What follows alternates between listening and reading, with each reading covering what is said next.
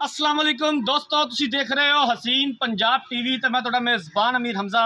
दोस्तों, सब तो पहले अपने चैनल हसीन पंजाब टीवी नूं करो सबसक्राइब ते नाल लगे बैल दा बटन दबाओ ताकि साडी हर नई आने वाली वीडियो साडे वीरां तक आसानी नाल पहुंच सके और तुसी वो वीडियो देखो सब तो पहले।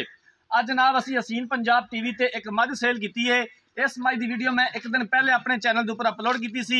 बुरी माझे गब्बन माझे दूसरा सुबह इस झोटी ने सुना। हाफज अमानत अली साहब ने जनाब रनाला खुर तो आए साढ़े कोल, उन्होंने जानवर खरीदया है। कैमरामैन सब तो पहले जानवर दिखावणगे, डाले विच लोड होंदा।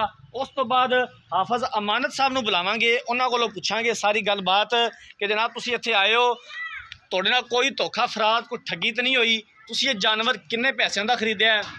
अल्लाह ताला जनाब ये हाफज होना दे नसीबां च करे जानवर, इहदे साह लंबे करे। माशाअल्लाह बड़ा अच्छा लग्या जनाब भाई होरां नाल सौदा करके। बड़े प्यारे वीर ने, वीडियो साड़ी देखते ने, बड़े अच्छे सबसक्राइबर ने साडे। जानवर लोड हो गया है, कैमरामैन साहब थना दी हवाने की तसल्ली करवा दिओ। एक दिन पहले मैं इस जानवर की वीडियो अपलोड की सी अपने चैनल के उपर। अज जनाब अल्लाह के फजलो करम के नाल सेल आउट हो गया है। रनाला खुर्द जा रहा है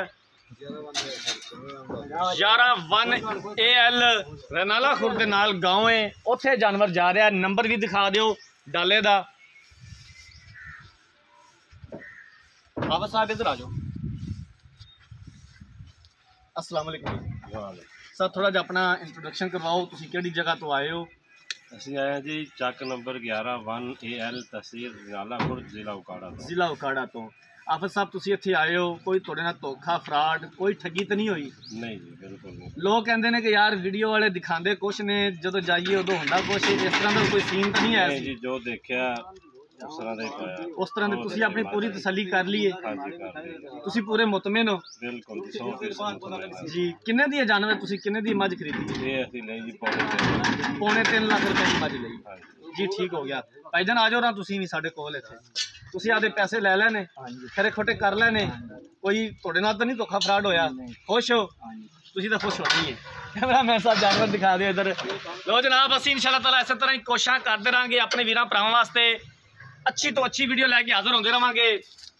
वीडियो अच्छी लगे तो लाइक तो शेयर जरूर करना है, और जिन्हां वीरां भरावां ने चैनल को सबसक्राइब नहीं किया चैनल को सबसक्राइब जरूर करना है। जिंदगी रही तो मिलांगे एक नई वीडियो के नाल। अपने मेज़बान अमीर हमजा ने दो इजाज़त। अल्लाह हाफिज़।